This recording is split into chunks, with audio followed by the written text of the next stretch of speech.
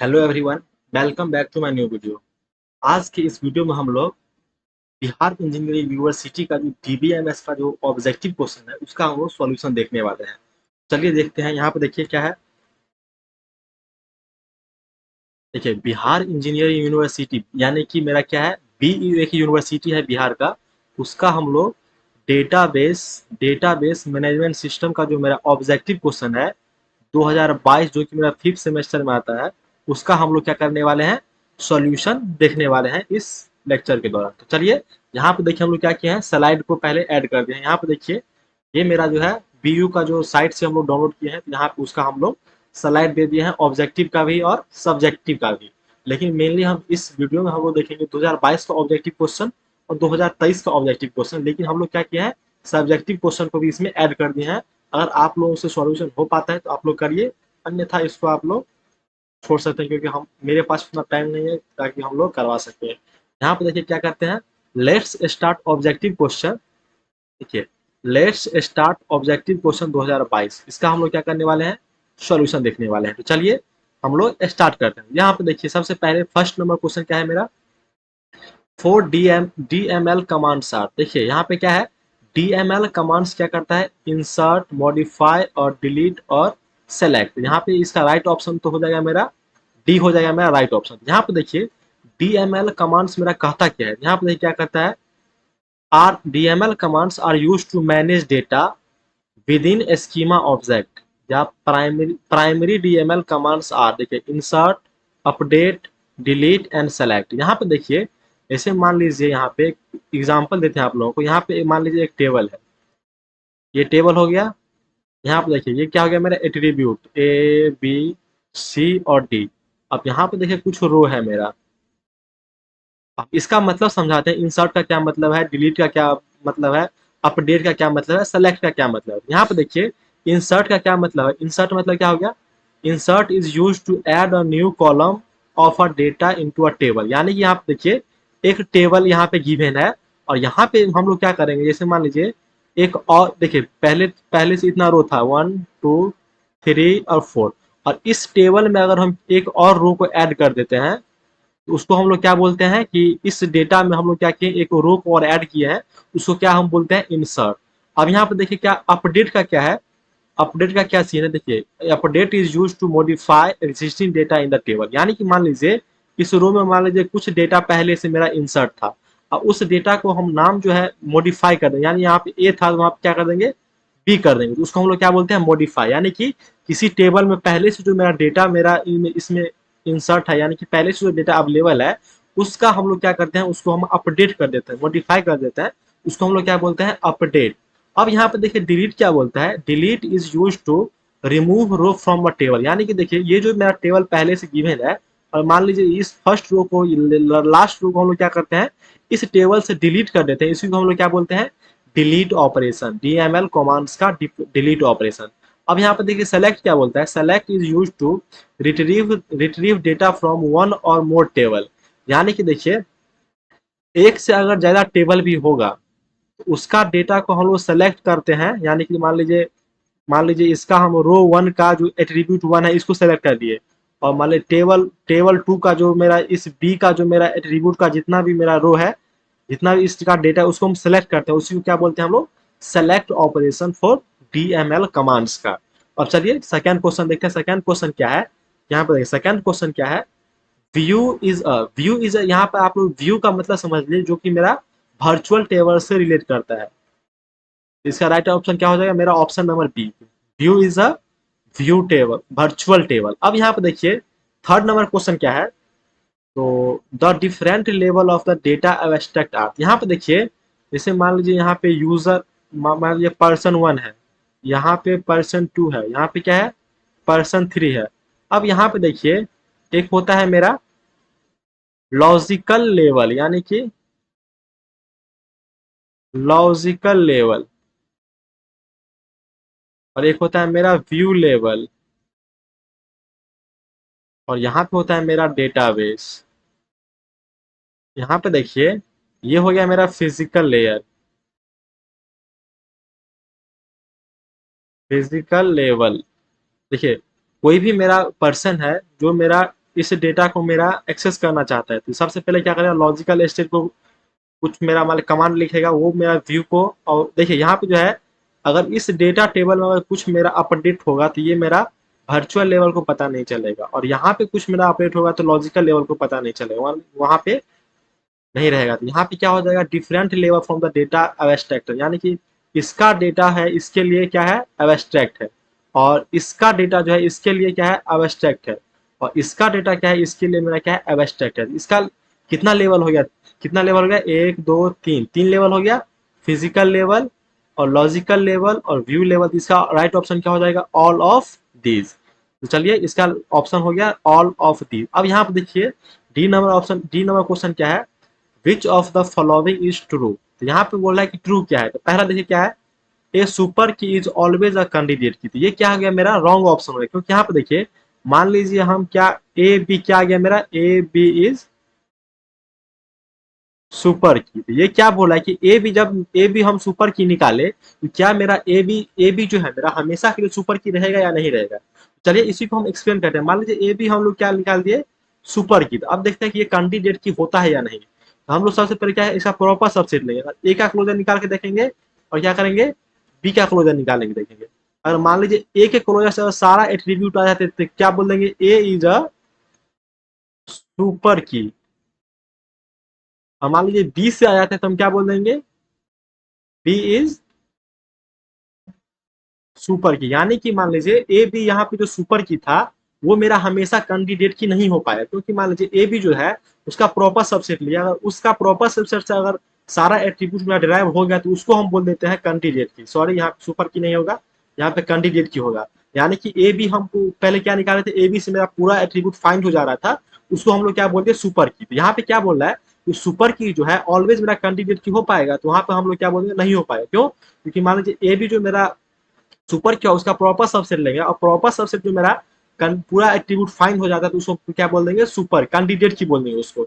इसीलिए जो है मेरा सुपर की कैंडिडेट की हमेशा नहीं हो पाएगा। इसका मेरा ये जो ऑप्शन है ये मेरा क्या हो जाएगा, रॉन्ग हो जाएगा।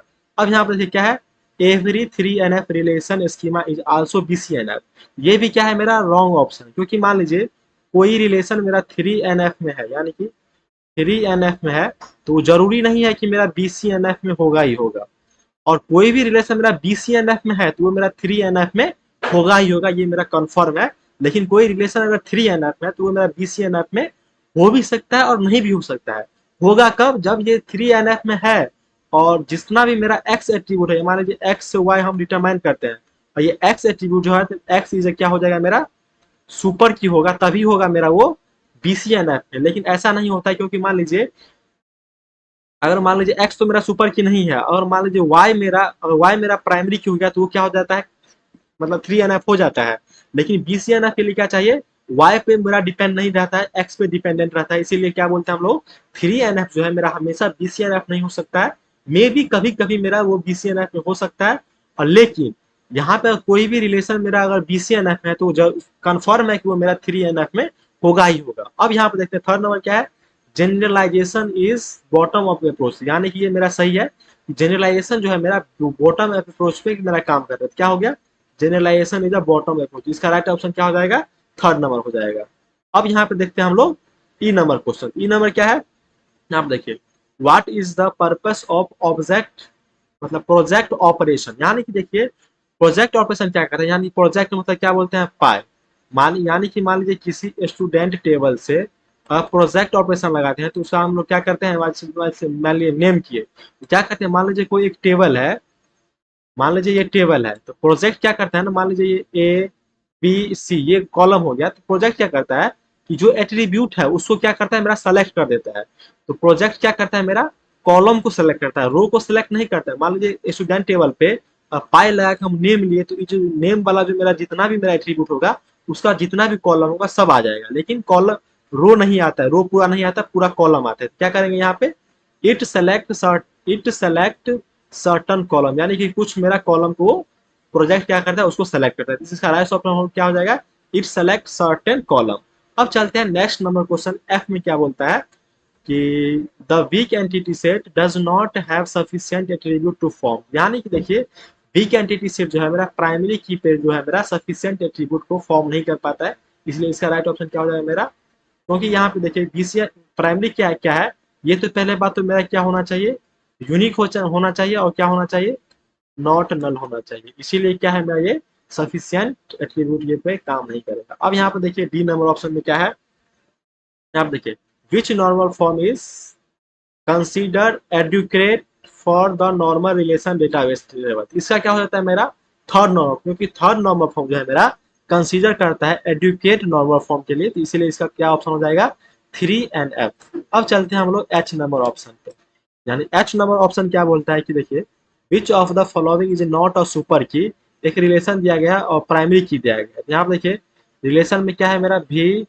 डब्ल्यू एक्स वाई जेड, और मेरा प्राइमरी की क्या है, मेरा प्राइमरी की क्या है वी और वाई। प्राइमरी की देखिए कैंडिडेट की जो होता है उसमें से क्या हम करते हैं एक सेलेक्ट करते हैं हम लोग प्राइमरी की के लिए, और बाकी जो रिमेनिंग बच जाता है उसको हम लोग क्या बोलते हैं अल्टरनेटिव की, यानी प्राइमरी की मतलब हो गया एक तरह से कैंडिडेट की।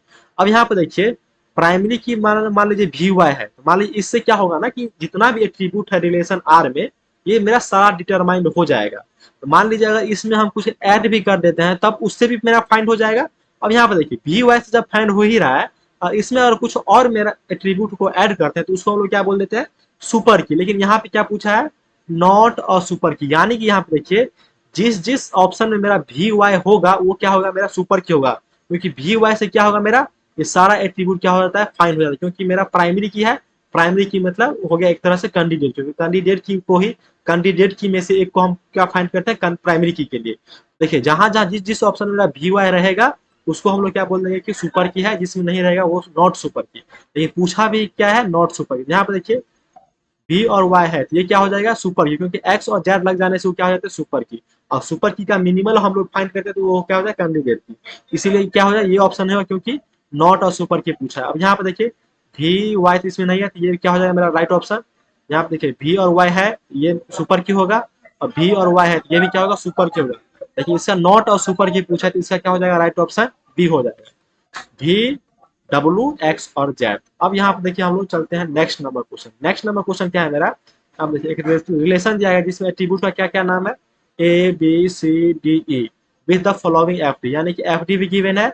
विच of the following is not implied, यहाँ पे ध्यान दीजिए नॉट इम्प्लाइड पूछ रहा है, लेकिन यहाँ पे पढ़ने पे इम्प्लाइड में बहुत बच्चा सर्च मार देता है। यहाँ पे देखिए फर्स्ट नंबर क्या है सी डी से मेरा क्या आना चाहिए ए और सी, यहाँ पे सी डी का क्या करेंगे हम लोग क्लोजर लेंगे और फाइंड करेंगे कि अगर ए सी आ जाता है तो हम लोग क्या बोल देंगे कि वो इम्प्लाइड करता है, और नहीं आता है तो हम लोग क्या बोल देंगे कि नॉट इम्प्लाइड। यहाँ पे देखिए सी डी से सबसे पहले तो क्या आएगा सी और डी। अब यहाँ पे देखिए सी और डी से क्या आ गया मेरा ई आ गया, यहाँ पे सी डी से क्या आ गया ई आ गया। अब यहाँ पे देखिए थोड़ा ई से क्या आ गया ए, लाना क्या था हमको ए और सी, तो ए और सी आ गया तो ये क्या हो गया मेरा इम्प्लाइड कर गया, लेकिन पूछा है नॉट इम्प्लाइड, ये मेरा ऑप्शन नहीं होगा क्योंकि मैं इम्प्लाइड कर गया। अब देखते हैं हम लोग सेकेंड नंबर क्वेश्चन क्या है मेरा बी डी से सी डी, तो अब लोग हम लोग क्या करेंगे बी डी का हम लोग क्या करेंगे क्लोजर लेंगे। यहाँ पे देखिए सबसे पहले क्या आएगा बी और डी, यहाँ पे देखिए बी से डी आ रहा है, और यहाँ पे देखिए बी से बी नहीं है सी डी है, यहाँ पे बी से डी आ गया ई नहीं है, तो बस बी डी से क्या आया बी डी, ये क्या क्या मेरा नॉट इम्प्लाइड, ये मेरा क्या हो जाएगा ऑप्शन हो जाएगा। और थर्ड नंबर देखते हैं क्योंकि एम एम एस क्यूब हो सकता है, तो सी बी सी से क्या हो बी सी से क्या फाइंड करना है सी डी। यहाँ पे देखिए बी सी का क्या करेंगे हम लोग क्लोजर लेंगे, तो सबसे पहले क्या आएगा बी और सी। अब यहाँ पे देखते हैं बी से क्या आ गया मेरा डी, तो यहाँ पे देखिए बी से क्या आ गया डी, और यहाँ पे देखिए सी और डी दोनों मिला क्या आ गया मेरा सी और डी से क्या आ गया ई, यहाँ पे क्या आ गया ई। लेकिन यहाँ पे देखिए सी और डी हमको फाइंड करना था तो यहाँ पे क्या आ गया सी और डी आ गया, यहाँ पे हम लोग क्या बोलेंगे ये भी क्या है मेरा इम्प्लाइड कर गया, यहाँ पे इसको हम क्या बोलेंगे ये मेरा ऑप्शन नहीं होगा। और यहाँ पे देखते हैं 4 नंबर ऑप्शन क्या है मेरा ए सी से बी सी, तो हम लोग क्या करेंगे ए सी का क्लोजर लेंगे, अगर इससे अगर बी सी आ जाता है तो उसको क्या बोलेंगे इम्प्लाइड है। यहाँ पे देखिए ए सी से ए सी आ गया। अब यहाँ पे देखिए थोड़ा गौर से ए से क्या आ रहा है मेरा बी, ए से क्या आ गया बी, लाना क्या था मेरा बी सी, तो बी और सी आ गया, ये भी क्या हो गया मेरा इम्प्लाइड हो गया, लेकिन हमको पूछा है नॉट इम्प्लाइड। यहाँ पे बस ओनली ऑप्शन क्या होगा ओनली ऑप्शन होगा बी, तो इसका ये वाला ध्यान मत दीजिए, इसका ओनली ऑप्शन क्या है मेरा बी है। अब चलते हैं नेक्स्ट नंबर क्वेश्चन जो क्या है मेरा जे। जे में क्या है मेरा विच of the following is a concurrency control protocol, यानी कंकरेंसी कंट्रोल प्रोटोकॉल कौन कौन है। यहाँ पे देखिए स्ट्रिक्ट टू फेज लॉकिंग ये भी है मेरा concurrency control protocol, time stamp भी है और ग्राफ बेस्ड है। इसका राइट ऑप्शन क्या हो जाएगा मेरा? All of this. यहाँ पे देखिए क्या है मेरा? All of this.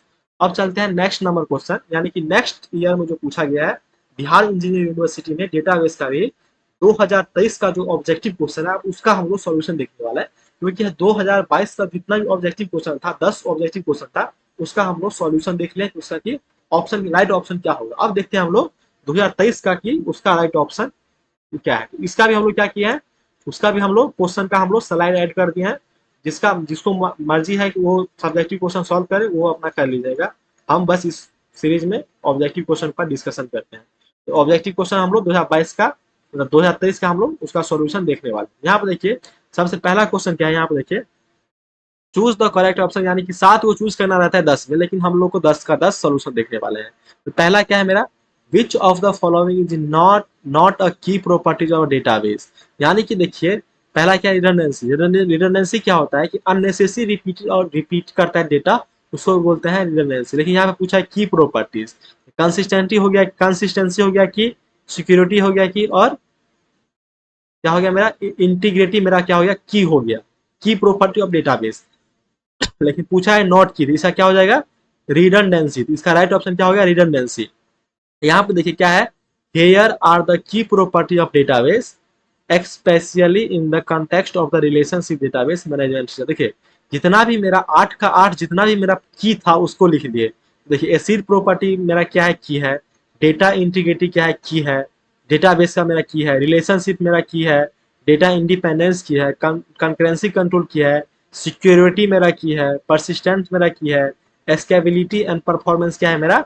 ये जो हम यहाँ पे 8 का 8 लिखे हैं, यहाँ पे देखिए हम जो यहाँ पे 8 का 8 लिखे हैं, ये क्या है मेरा? डेटाबेस का की प्रॉपर्टीज है। लेकिन यहाँ पे पूछा गया था नॉट की, इसका क्या हो जाएगा मेरा? रिडंडेंसी। अब यहाँ पे देखिए क्या है? बी नंबर ऑप्शन क्या है?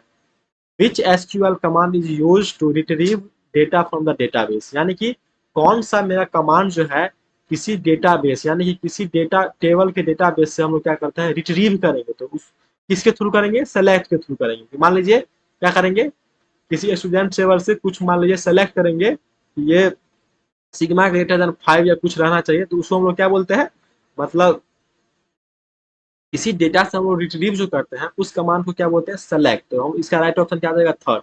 देखिए select, the select statement is used to retrieve data from one और more table in the database. It is most commonly used for the SQL command. यानी कि मान लीजिए एक से अगर ज्यादा भी टेबल है और उससे हमको कुछ डेटा को सेलेक्ट करना है, तो हम लोग मतलब डेटा को रिट्रीव करना है, तो रिट्रीव करना है उसके लिए हम लोग कौन सा कमांड एसक्यूएल का यूज करेंगे? सेलेक्ट यूज करेंगे।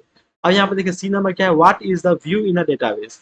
ये हम लोग अगला इससे 2022 से पूछा गया था कि व्यू इन अ डेटाबेस क्या किस पे काम करता है मेरा? Virtual table based on the result of SQL query. इसका राइट ऑप्शन क्या हो जाए? ए। अब इसका देख लेते हैं, virtual table based on the result of the SQL। देखिए a virtual database is a virtual table based on the result of a select query। यानी select query का है क्या है? मेरा virtual result है।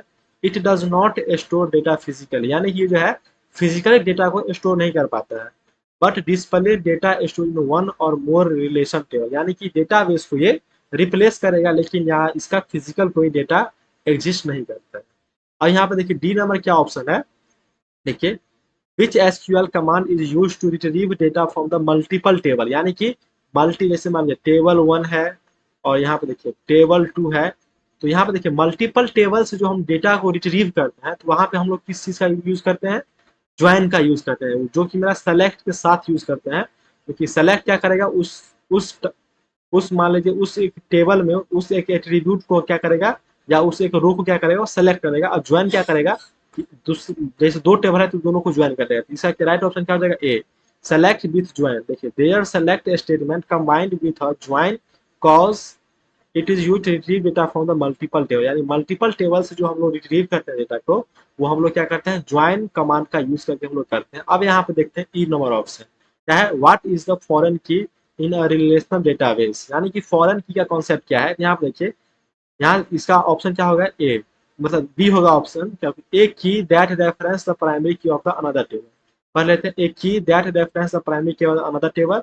ए foreign key is fail to in one table that refers to the primary key. देखिए जैसे मान लीजिए यहाँ पे दो टेबल है, यहाँ पे देखिए दो टेबल है और एक टेबल जैसे मान लीजिए यहाँ पे फॉरेन की को कंटेन करेगा, तो दूसरा टेबल क्या करेगा मेरा प्राइमरी की को कंटेन करेगा। प्राइमरी फॉरेन की जो है मेरा रेफरेंस करेगा मेरा प्राइमरी की को, जो कि अनदर टेबल में रहेगा, और मेरा सेम टेबल में भी रह सकता है जो मेरा प्राइमरी की को क्या करता है रेफर करता है। तो फॉरेन की क्या करता है कि प्राइमरी की को रेफर करता है, रेफरेंस करता है, या तो अदर टेबल में हो या तो सेम टेबल में हो, उसको हम लोग क्या करते हैं फॉरेन की बोलते हैं। अब यहाँ पे चलते हैं नेक्स्ट नंबर क्वेश्चन।